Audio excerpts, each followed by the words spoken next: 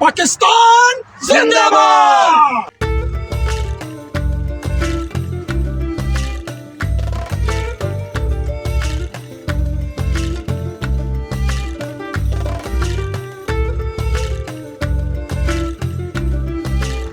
قائد اعظم کا پاکستان زندہ باد۔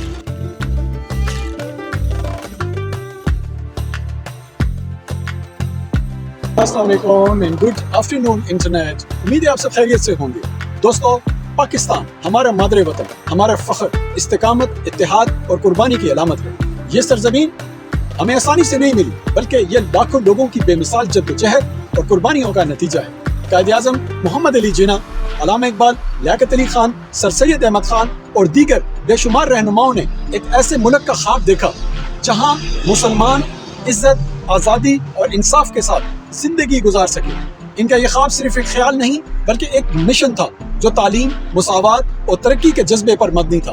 کیا آپ نے کبھی سوچا کہ پاکستان کے خواب کو حقیقت کا روپ دینے میں کیا کچھ ہوا؟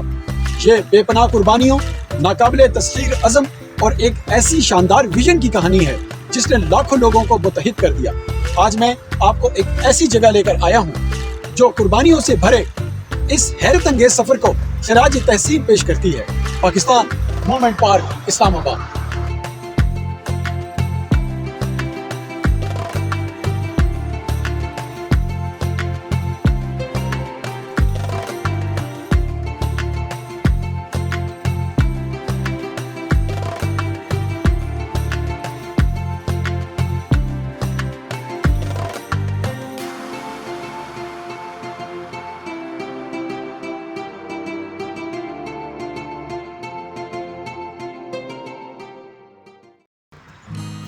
دوستو، یہ پارک محض ٹائلوں سے بنے ہوئے راستوں اور سبزے کا مجموعہ نہیں بلکہ ہماری آزادی کی زندہ کتاب ہے۔ ہر گوشہ ان خاندانوں کی قربانیوں کو یاد دلاتا ہے جنہوں نے اپنے سب کچھ چھوڑ دیا، ان رہنماؤں کی حکمت کو ظاہر کرتا ہے جنہوں نے ان آزادی کے بتوالوں کی رہنمائی کی، اور ان قربانیوں کو اجاگر کرتا ہے جنہوں نے ہمارے وطن کی بنیاد رکھی۔ اس پارک کو ایکسپلور کرنے سے ہم پاکستان کے ویژن، علامہ اقبال کی شاعری اور خواب اور ان بے شمار لوگوں کے حوصلے کو دوبارہ زندہ کریں گے جنہوں نے ہمیں آزادی کا یہ عظیم تحفہ دیا، یعنی ہمارا پاکستان۔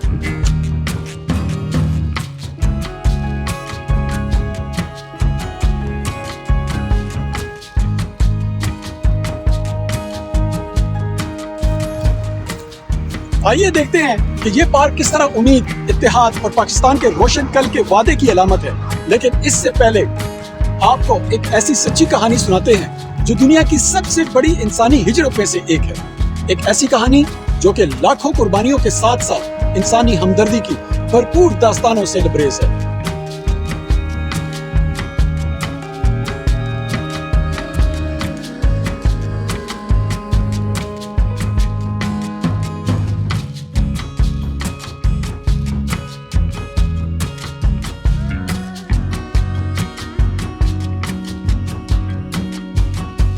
دوستو، 1947 میں آزادی کا سفر غیر معمولی چیلنجز، ناقابل یقین قربانیوں اور دل دہلا دینے والی داستانوں سے بھرا پڑا ہے۔ جب بر صغیر کو دو ممالک، ہندوستان اور پاکستان میں تقسیم کیا گیا، لاکھوں لوگوں نے خود کو نئے بنائے گئے سرحدی علاقوں کے غلط طرف پایا۔ ہندوستان کے ان علاقوں میں رہنے والے مسلمان پاکستان کی جانب ایک خطرناک سفر پر روانہ ہوئے، جبکہ پاکستان کے حصے میں آنے والے علاقوں میں موجود ہندو اور سکھ ہندوستان منتقل ہونے لگے۔ یہ انسانی تاریخ کی سب سے بڑی نقل مکانی میں سے ایک تھی، جس میں 1,40,00,000 سے زائد افراد شامل تھے، اور یہ سفر یقیناً کسی بھی صورت آسان یا محفوظ نہیں تھا۔ پورا خاندان اپنی آبائی گھروں، جائیدادوں اور ذریعہ معاش کو چھوڑ کر ایک آزاد وطن کے خواب کی تکمیل کے لیے نکل پڑے، جہاں وہ اپنی نئی زندگی مذہبی آزادی کے ساتھ بسر کر سکے۔ سر پر سامان کے گٹھے لادے، سامان سے لدی ہوئی بیل گاڑیاں، کچھ پیدل، کچھ ٹرین پر اور کچھ بڑے قافلوں میں روانہ ہوئے، لیکن یہ سفر بے شمار خطرات سے بھرا ہوا تھا۔ عوامی تشدد اپنے عروج پر پہنچ گیا تھا، ٹرینوں پر حملے عام تھے، یہاں تک کہ ہجرت کرنے والے لوگوں کے پورے خاندان کبھی بھی اپنی منزل مقصود تک نہ پہنچ سکے۔ تاریخ کے اس دور میں خواتین اور بچوں کے اغوا اور خاندانوں کی تباہی کے واقعات بے حد عام تھے۔ یہ وہ وقت تھا جب انسانیت اپنی بدترین شکل میں نظر آئی۔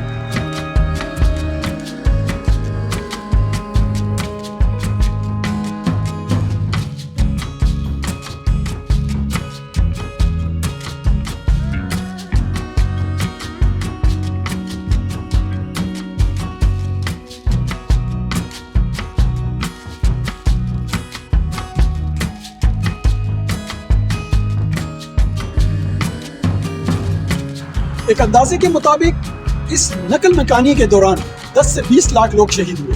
کچھ نے اپنے خاندانوں، عزت اور ایمان کے دفاع میں جان دی، جبکہ کچھ بھوک اور تھکن کا شکار ہو گئے. بہت سے خاندان ہجوم میں بچھڑ گئے، والدین اپنے بچوں کو کھو بیٹھے اور بہن بھائی دونوں سرحدوں کے مختلف اطراف پہ رہ گئے. لیکن ان تمام خوفناک حالات کے باوجود پاکستان کا خواب ان کے حوصلوں کو زندہ رکھتا تھا. ان نازک حالات میں بھی امید کے چراغ جلتے رہے. اجنبی ایک دوسرے کی مدد کرتے، کمیونٹیز کمزوروں کے تحفظ کے لیے کھڑی رہتی. پاکستان کی نئی حکومت نے محدود وسائل کے باوجود مہاجرین کے لیے کیمپ قائم کیے. کراچی، لاہور اور راولپنڈی جیسے شہروں نے نئے آنے والوں کو خوش آمدید کہا اور آہستہ آہستہ لوگوں نے اپنی زندگیاں دوبارہ بنانا شروع کی. دوستوں، یہ لوگ جب پاکستان پہنچے تو سبز ہلالی پرچم کو دیکھ کر ان کی آنکھیں فخر اور سکون کے آنسوؤں سے بھر گئی. اگرچہ وہ اپنے جسم پر کپڑوں کے سوا کچھ نہیں لائے تھے، لیکن ان کے ساتھ اپنی زندگیوں کو دوبارہ بنانے کا ناقابل شکست عزم تھا. کراچی، لاہور اور راولپنڈی جیسے شہروں میں مہاجر کیمپ قائم کیے گئے. محدود وسائل کے باوجود نئی حکومت نے لاکھوں بے گھر لوگوں کو پناہ دینے اور خوراک فراہم کرنے کے لیے دن رات محنت کی. اس ہجرت کے دوران دی گئی قربانیاں پاکستانی قوم کا اپنے ویژن پر ناقابل تصویر یقین کا ثبوت ہے. کچھ نے تو اپنی جانیں بھی آنے والی نسلوں کے بہتر مستقبل کے لیے قربان کی. ان کی جدوجہد ہمیں آزادی کی قیمت اور اس ذمہ داری کی یاد دلاتی ہے کہ ان کی ان قربانیوں کی لاج رکھتے ہوئے ایک خوشحال اور متحد پاکستان تعمیر کرے.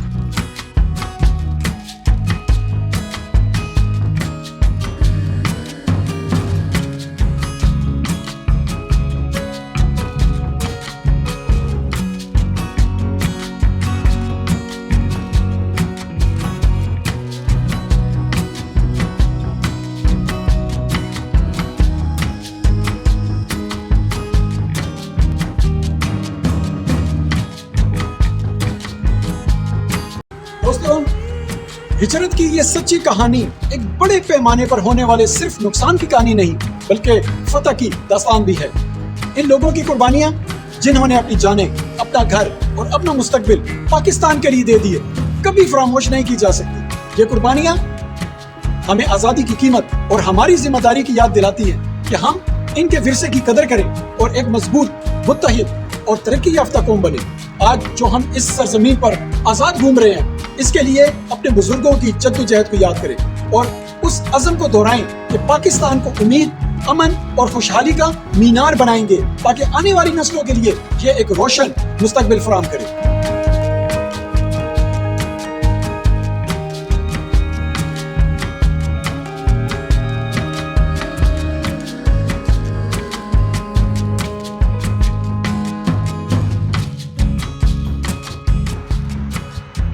دوستوں، اب آتے ہیں اس پارک کی تاریخ اور مقصدیت پر.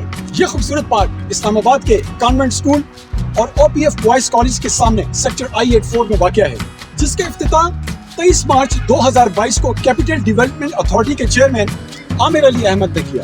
یہ پارک تقریباً 8 ایکڑ رقبے پر پھیلا ہوا ہے اور تقریباً 5 کروڑ پاکستانی روپے کی لاگت سے تعمیر کیا گیا ہے. یہ پارک اسلام آباد کے دوسرے مشہور پارکوں جیسے پاکستان مونومنٹ یعنی یادگار پاکستان، F9 پارک اور اس کے علاوہ لیک ویو پارک سے مختلف ہے. جہاں وہ پارک تفریحی اور قدرتی خوبصورتی پر مرکوز ہیں، پاکستان مومنٹ پارک آزادی کی جدوجہد اور قیام پاکستان کی کہانیوں سے لوگوں کو روشناس کراتا ہے. ضرور وزٹ کیجیے.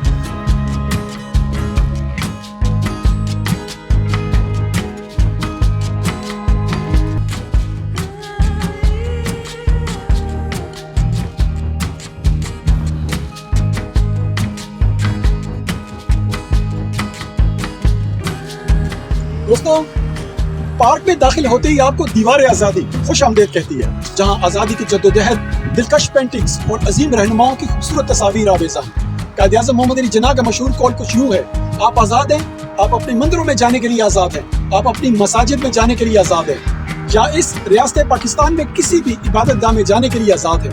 آپ کسی بھی مذہب، ذات یا عقیدے سے تعلق رکھتے ہیں، اس کا ریاست کے امور سے کوئی تعلق نہیں. یقیناً ان کے یہ الفاظ ایک جامع، ترقی پسند اور متحد پاکستان کے خواب کی نمائندگی کرتے ہیں.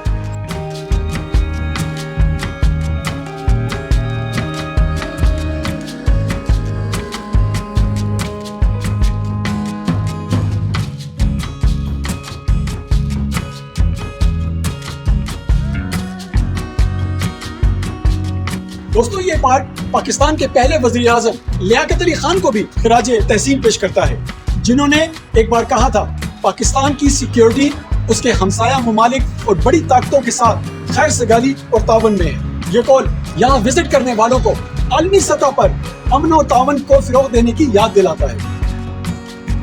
آگے چلتے ہوئے علامہ محمد اقبال کی شاعری غور و فکر کی دعوت دیتی ہے۔ ان کے بصیرت افروز اشعار خودی کو کر بلند اتنا کہ ہر تقدیر سے پہلے خدا بندے سے خود پوچھے بتا تیری رضا کیا ہے، خود اعتمادی اور بلند عزائم کی جانب بلاتے ہیں۔ آخر میں سر سید احمد خان کی بصیرت رہنمائی کا اصول بن کر گونجتی ہے۔ ان کا قول ہے کہ علم حاصل کرو کیونکہ علم ہی دنیا میں ترقی اور کامیابی کا ذریعہ ہے۔ ان کے الفاظ تعلیم کی طاقت کے طور پر آج بھی زندہ ہے، ضرور وزٹ کیجیے۔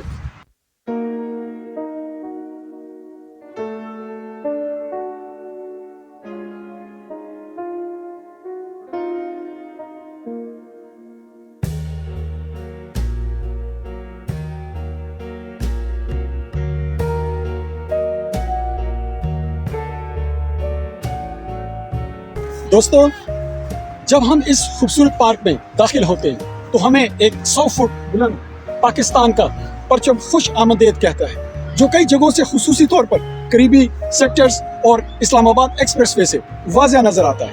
مضبوط لوہے اور سٹین لیس اسٹیل سے تیار کردہ اس پرچم کا پول طاقت، اتحاد اور استقلال کی علامت ہے۔ اس کی موجودگی ہمیں ہمارے بزرگوں کی قربانیوں اور ان کے عطا کردہ تحفے، ہمارا وطن پاکستان کی حفاظت کی ذمہ داری کا مسلسل احساس دلاتی ہے۔ ضرور وزٹ کیجیے۔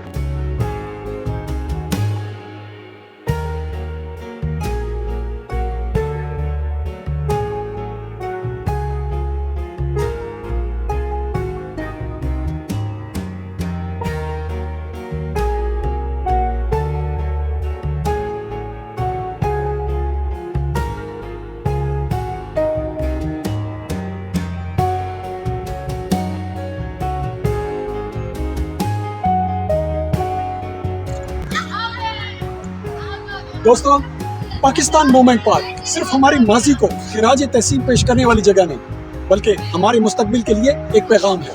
یہ ہمیں پاکستان کی نئی نسل کی بے پناہ صلاحیتوں کی یاد دلاتا ہے۔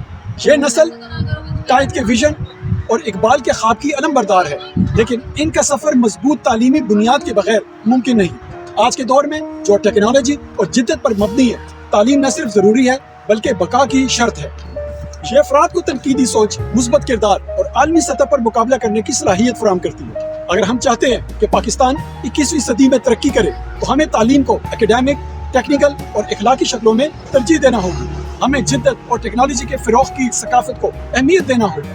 جو ممالک ٹیکنالوجی میں آگے ہیں وہی دنیا کی قیادت کرتے ہیں، اور پاکستان تحقیق، ترقی اور ڈیجیٹل تبدیلی میں سرمایہ کاری کے ذریعے جدت کا مرکز بن سکتا ہے۔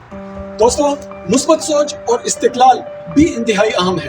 جیسا کہ علامہ اقبال نے تصور کیا تھا، ایک قوم تبھی ترقی کرتی ہے جب اس کے لوگ حدود سے آگے خواب دیکھنے کی اہمیت رکھتے ہیں۔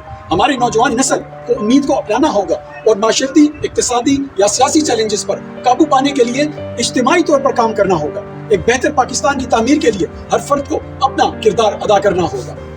اس کا مطلب یہ ہے کہ ایک ایسا ذہن پیدا کیا جائے جو محنت، دیانت اور اخلاقی اقدار کی قدر کرے، اور اس کا مطلب یہ ہے کہ ہم اپنے اقدامات کو ایک ایسے پاکستان کی تعمیر کی طرف مرکوز کریں جو نہ صرف خود کفیل ہو بلکہ عالمی برادری میں ایک معزز رکن بھی ہو۔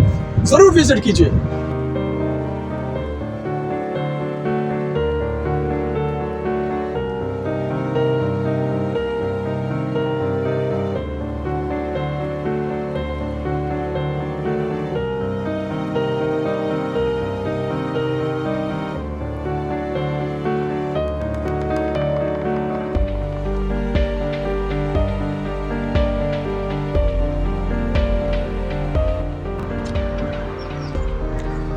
دوستو یہ پارک سیکٹر I-84 میں واقع ہے، جو اسلام آباد ایکسپریس وے جیسے اہم مقامات کے قریب ہے، جو کہ آسانی سے مقامی افراد اور سیاحوں کی پہنچ میں ہے۔ وزٹرز ینگو، اوبر اور بائکیا جیسی سروسز کا استعمال کر کے یہاں پہنچ سکتے ہیں۔ پارک میں 50 سے زائد گاڑیوں کے لیے پارکنگ کی جگہ موجود ہے۔ اس وقت پارک میں واش رومز، ٹیک شاپس اور مسجد کی سہولت موجود نہیں، لیکن انتظامیہ مستقبل میں ان سہولیات کو بہتر بنانے کا ارادہ رکھتی ہے۔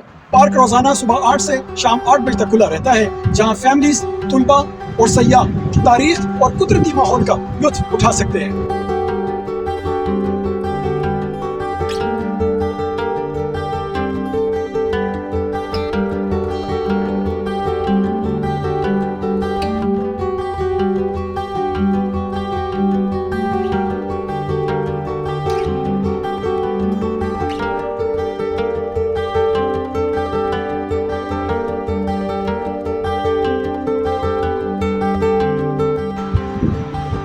दोस्तों, मुस्तकबिल में CDA ने पाकिस्तान मोमेंट पार्क को मजीद तरक्की देने का मंसूबा बनाया है, जिसमें तालीमी विजिट्स, तालीमी इदारों के लिए गाइडेड प्रोग्राम्स और विजिटर्स के लिए बेहतर सहूलियात शामिल है। इंतजामिया इस पार्क को एक तालीमी और तहरीक देने वाले मरकज के तौर पर देखती है, जो न सिर्फ मुकामी फैमिलीज और स्कूलों को बल्कि पाकिस्तान की तारीख और सकाफत में दिलचस्पी रखने वाले बैनुल अक़वामी सयाहों को भी अपनी तरफ मुतवज्जा करेगा।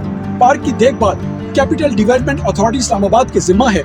पार्क में सिक्योरिटी एहलकार विजिटर्स के लिए महफूज और पुरसुकून माहौल फराहम करने के लिए मौजूद रहते हैं। पार्क की सफाई सुथराई और उम्दा माहौल CDA की इस कौमी असासे को महफूज रखने के अज़म की अक्कासी करती है। जरूर विजिट कीजिए।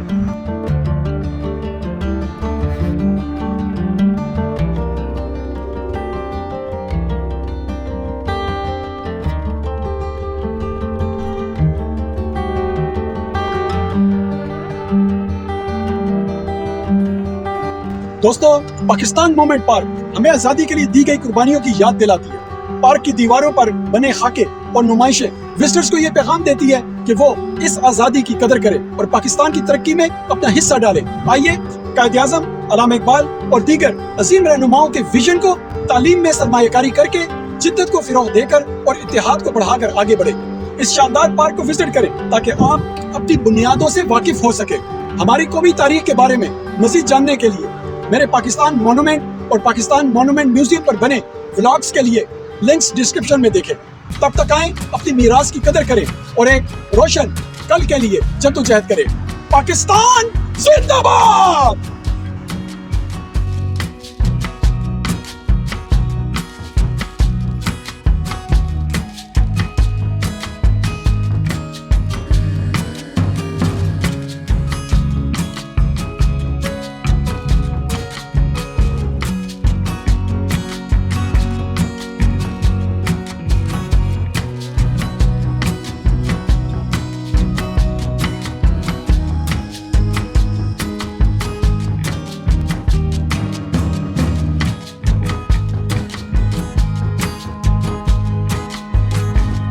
पाकिस्तान जिंदाबाद।